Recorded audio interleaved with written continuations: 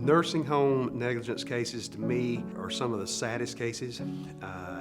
And most of the time, not always, but I would say 95% of the time, the person who is coming in to see me is a family member whose mother, whose father, grandparent, spouse has been mistreated or who has gotten substandard care. And a lot of those times that person has now passed away. And they watch this loved one deteriorate. And you know, nursing homes are there for a purpose, and there are very good nursing homes out there. And you know, people reach a stage in life where they need that 24/7 care that can't be provided by their children, their grandchildren, their spouse. And so when people go into a nursing home and you have a family member placed in a nursing home, you want to have that comfort that I'm doing the best thing for them. And so when something happens and that nursing home and that staff, whatever, didn't provide, you know, adequate care, and they watch their loved one just go downhill, and then maybe their loved one passes away, and that person sitting there talking with me, and it's like, you know, they have enormous guilt. I put them in here not because I did not want to have to bother with it. It's just I wasn't qualified to do that, and I put them in there knowing and having comfort that for the last 6 months, 12 months, 18 months of their life, they were going to get the best care possible. And what I did is put them somewhere where they just wasted away. If you have a nursing home neglect case, you need to be documenting injuries.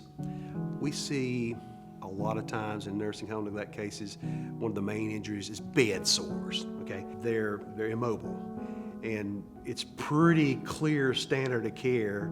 I mean, the most basic nursing assistant, orderly, whatever, knows what to do. Those people have to be turned and repositioned frequently. It's right there.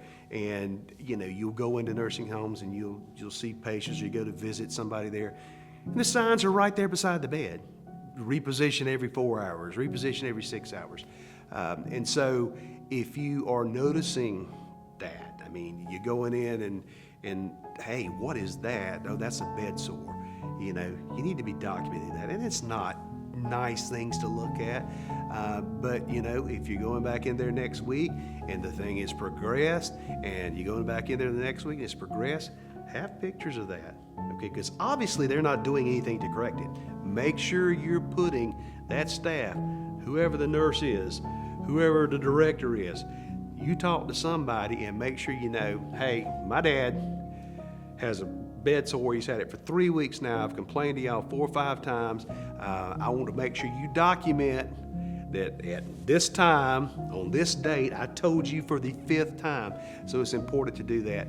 So make sure you know that on shift A every day it was Nurse Susie, and on shift B it was always Nurse whatever, because these people, you know, they may not be there when you need them. They've transferred, they moved out. I had one not too long ago, and the nurse who was the primary caregiver for someone had transferred out of state to another nursing home facility, and she had the testimony that we needed to really substantiate and prove that case.